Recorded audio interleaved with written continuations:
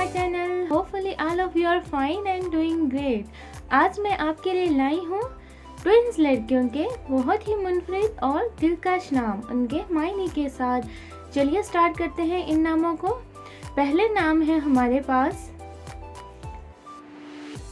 हादिया और सादिया। हादिया नाम का मायने है रास्ता दिखाने वाली और सादिया का मायने है सादतमंद। अगले नाम है हमारे पास हमीमा और हलीमा। हमीमा नाम का मायने है प्यारी अजीज और हलीमा का मायने है तहम्मुल वाली। अगले नाम है हमारे पास शीना और अरीना। बहुत ही प्यारे नाम है। शीना का मायने है मेहरबान और अरीना का मायने है शेरनी बहादुर। अगले नाम है मिन्हा और मिरहा। यूनिक नेम है। मिरहा का मतलब है खुदा का तोहफा और मिन्हा का मायने है खुदा का नूर। दानिया और वानिया। दानिया का मायने है रहमदिल और वानिया का मायने है अल्लाह का तोहफा।